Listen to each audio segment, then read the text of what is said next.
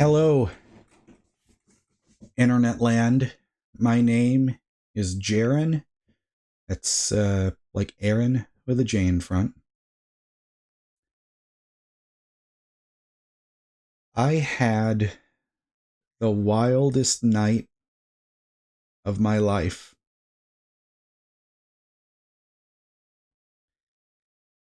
Let me walk you through what happened today, or tonight, or yesterday. It's what happened to me on March 5th, because it's March 6th right now. I was in the hospital, and I just got out. I went there at, I don't know, like maybe 8 p.m. and just now got back home at 2 a.m. on March 6th.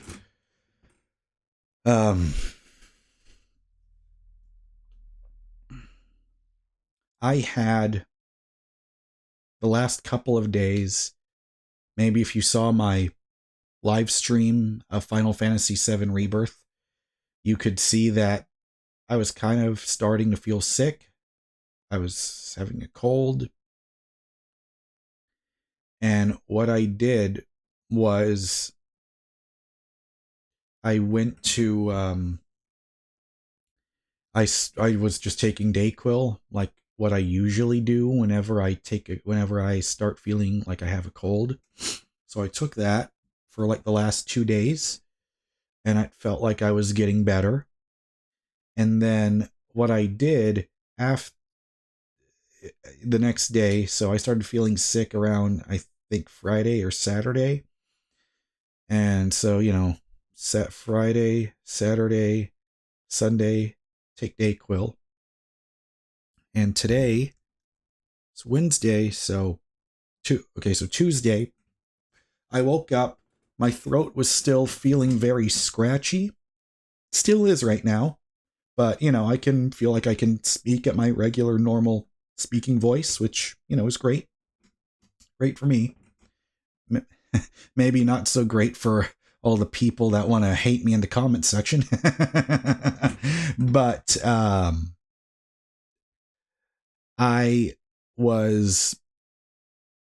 it felt like things were getting worse for me. So I was driving for Uber, and then I dropped someone off at the Toyota Center for the Rockets versus Spurs game. By the way, I watched the highlights for that. Holy crap. Alperen Şengün is going to be a future star. Or if not, he's already is right now. But man, I was so impressed with his performance during that game. Made me proud to be a Rocket, made me, for one of the first times ever, made me proud to be watching the Houston Rockets. Anyways, after that, I started driving back home, but when I was like a minute away from being in my driveway, getting to my driveway, it felt like I was going to pass out or have a panic attack, because I started feeling like right around here, which is where, I guess you would say my diaphragm, like this section, like under your chest, but before your stomach. It felt like I was having God, sorry. Once I get more into the details, you're going to understand why it's kind of hard for me to speak coherently. But trust me, I'm recording this because I really need to say this stuff. I had the bad cold was going on, but then I went to, but anyways, so I started calling 911. I arrived, they took me to the hospital, but as soon as they checked my blood pressure, I found out my blood pressure is at 160 over 100. And that's when I very quickly realized all the events that led up to that moment, not paying attention not realizing what I was doing to myself.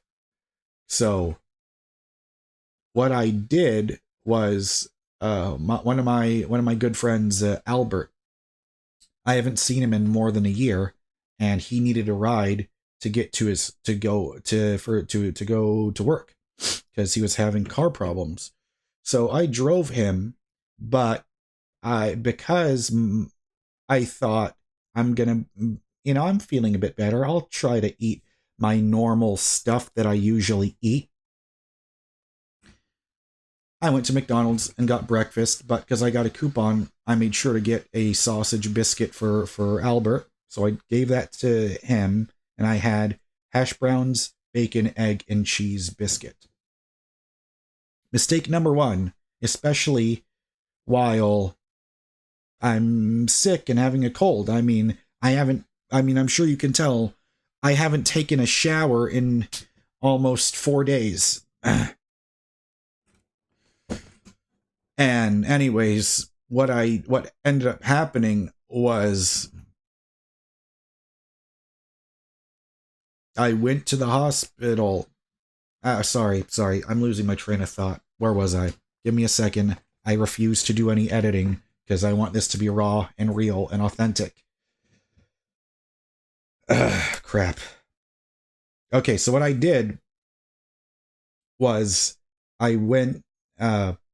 God, I'm so sorry. I'll no, stick with me. I'm going to remember it. I ended up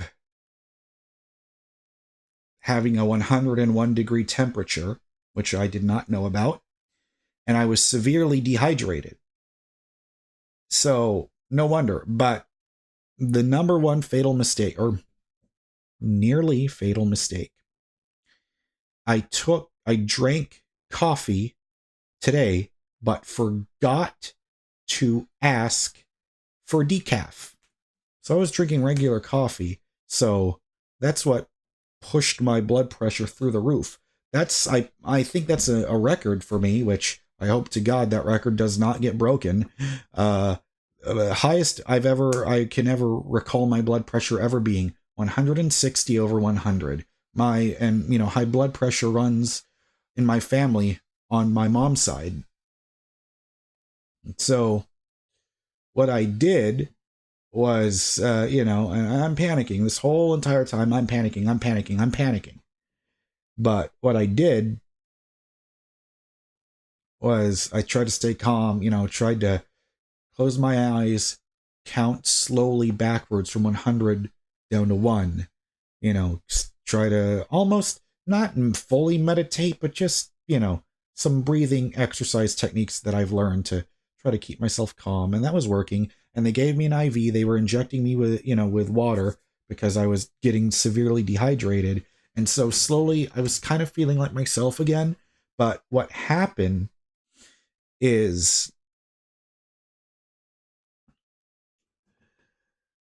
I started to,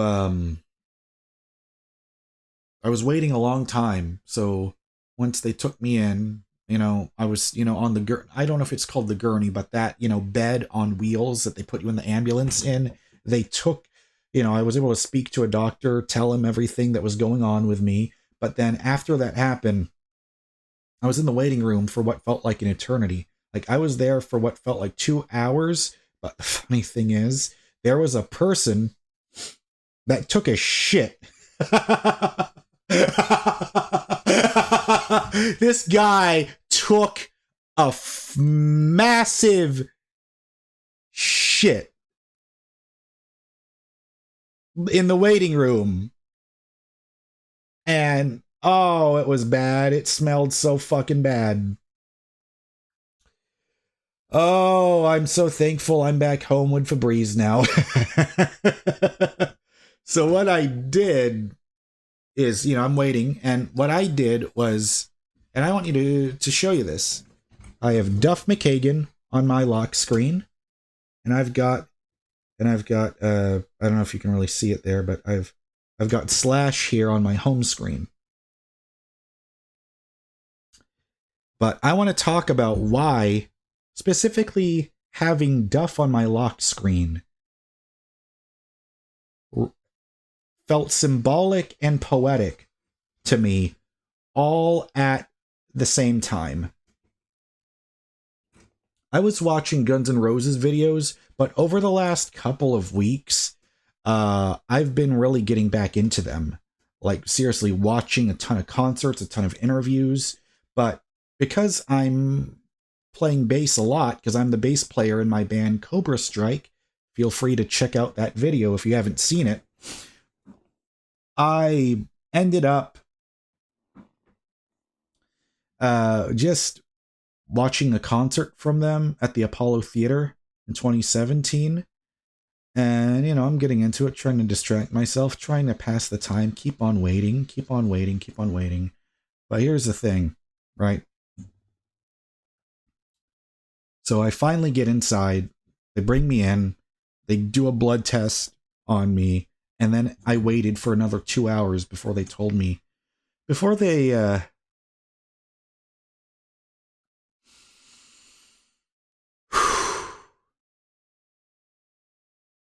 before they told me the results,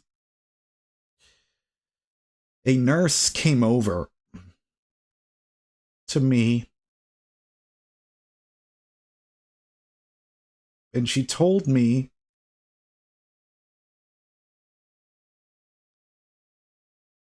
the nurse told me, your blood test results came back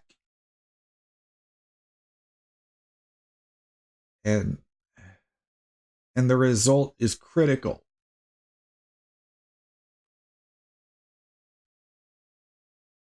They're going to prepare a room for me in the ICU. At that moment, I immediately started texting everyone I could possibly think of, sending them the address of the hospital that I was at, because I thought I was gonna be dead soon.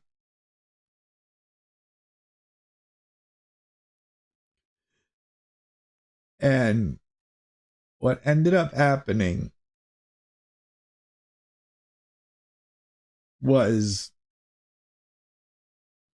my life, the 29 years I've been alive, all those moments started flashing before me. And I was remembering the good times and the bad times. And I immediately was filled with regret. And so after the nurse told me they'll call you back when your room is ready, I went to the bathroom.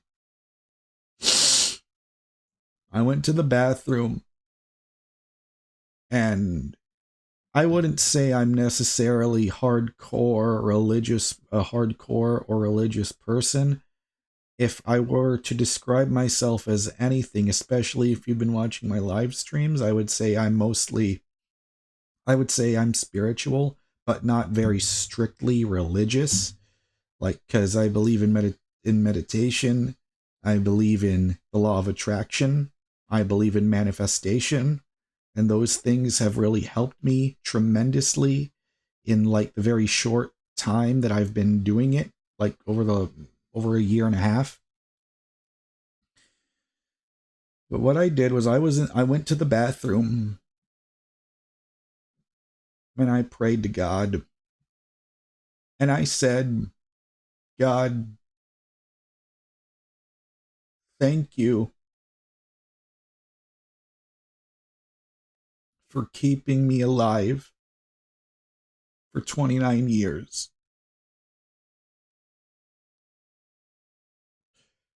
I know I don't really talk to you all that often.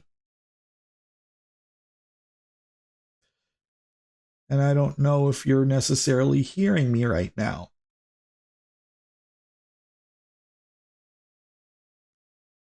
But I said, but give me the strength to get through whatever is happening. And I will make sure to be grateful to be alive. And so I did that. I said that. And then I left, went back to my seat in the waiting room, and feels like maybe it was 10 minutes that went by, but those 10 minutes felt like 10 years.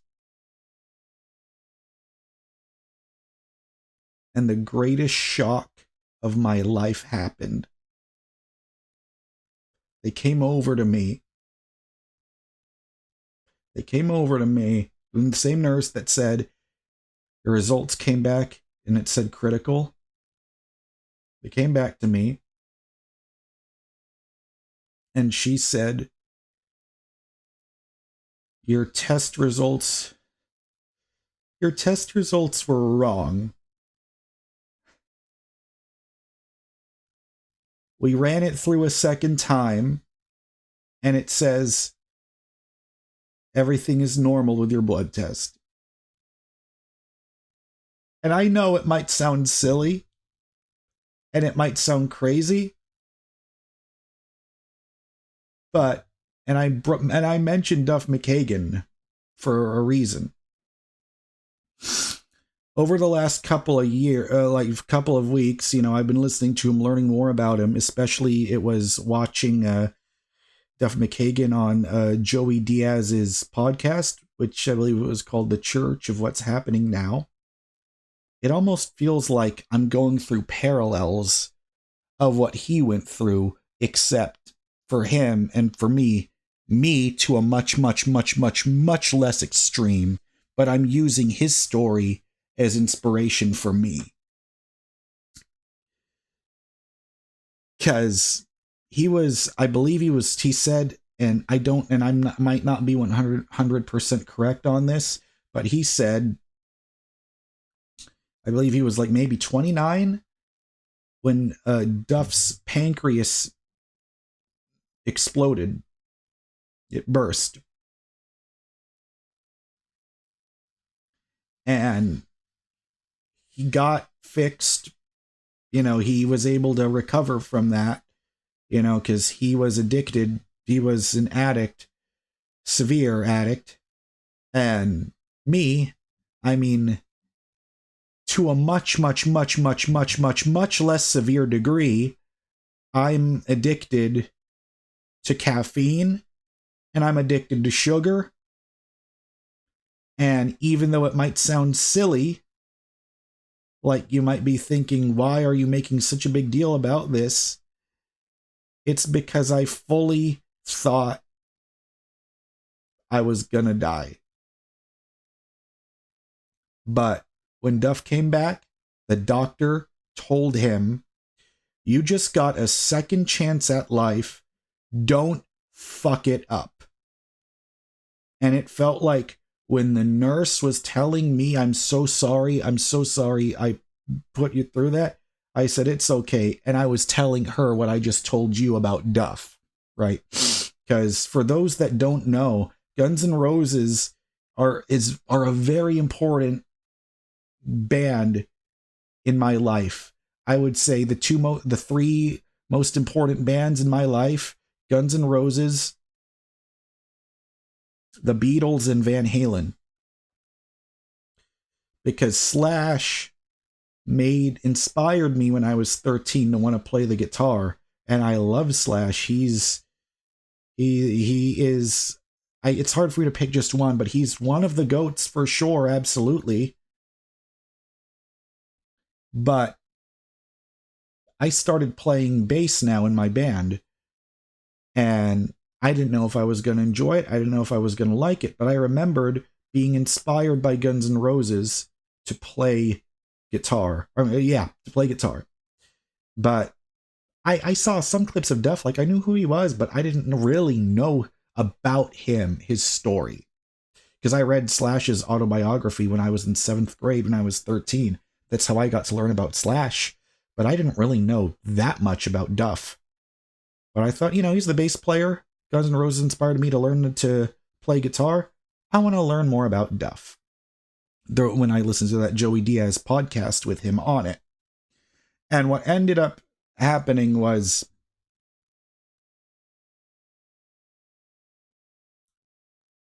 Duff felt like he got a second chance at life. I thought I was going to die. So I ended up but when they told me the results were normal, that's when I realized I have a second chance now at life, and I'm not going to take it for granted this time. Even though everything turned out okay, and I didn't have to go through a burst pancreas, just the fear, the shock to my system that I heard the words, "I'm critical," made my brain spiral in a loop, made me think things I'd never thought of before. And now, it's like I was busting my ass, or I have been busting my ass to pay my car payment, my rental car payment on time with Uber. I would be so stressed out. I mean, maybe I've talked about it before, or maybe I haven't talked too much about it, but that's my thing. That's why I'm not able to dedicate as much of my life as I want to YouTube or my band, because I'm constantly driving for Uber all the time, and I'm always constantly stressed and anxious and worried about, am I going to make this payment on time so I don't get charged a late fee? Because if I get charged a late fee, then they're going to come take the car away. And I need to have a car because I live in Texas. It's impossible to walk anywhere. So from where I'm living, like, it's impossible. And now what I'm realizing is, don't sweat the small stuff, because maybe all of this was meant to happen so that I can fully appreciate everything I have and stop being a whiny, complaining little bitch about stuff. Because I thought I would never see... I thought I would never see the outdoors ever again. I thought I would never feel the wind on my skin. And you can call me stupid, you can call me crazy. If you want to, go right ahead. Because guess what? Whatever comments you're typing, if you want to talk a lot of shit about me, it's just going to roll right off me. It's water under the bridge. Because I have better things to do with my life than to concern myself about what some troll wants to type on his fucking little keyboard. So, the thing is, I thought, if I don't become super rich, if I don't become super famous, I don't become super successful, I thought if I didn't make enough money to not have to worry about the bills before I'm 30, I thought I was going to be a failure. But now I'm realizing life is only just now beginning for me. And guess what? I'm going to be late on my car rental payment. So what? I'm alive. And I'm not, and you know what happened with Duff McKagan? He got sober. He fully sorted himself out and fully 100% got clean. And for me, how am I gonna get clean?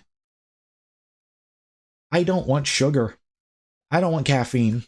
Of course, you know, sugar and caffeine are not nearly as bad as what Duff went through. And I don't want to say the words out loud because I don't know if it's going to mess with YouTube and all of this stuff. But let me just say that I went through the ultimate shock of my life, and I felt like Bugs Bunny.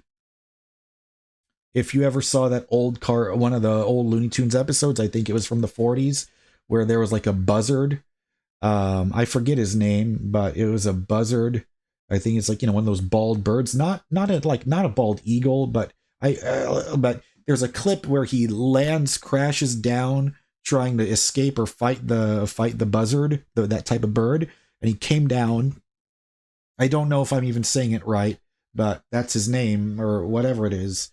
He came crashing down underneath, and he saw his head was up and his feet were touching the ground. But he saw a skeleton, and that's where Bugs landed.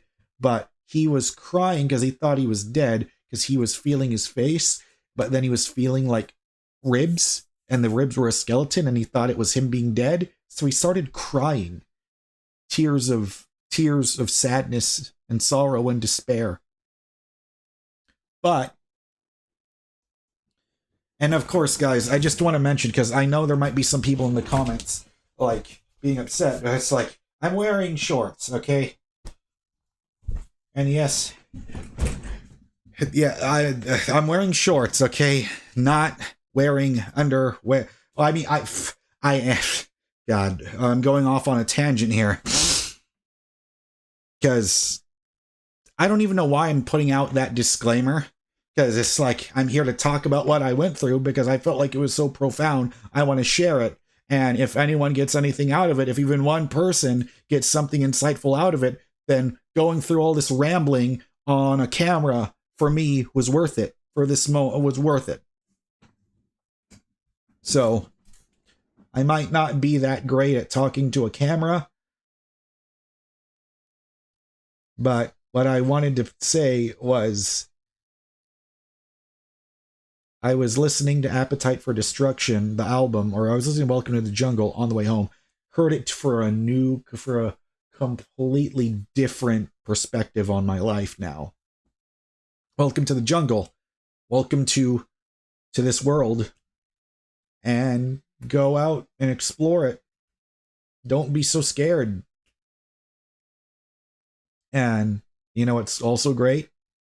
Is now I can hear every note on Duff's bass playing, whereas before I could never hear it, and I used to think, if I'm playing bass, I can't hear it, I'm not going to like it.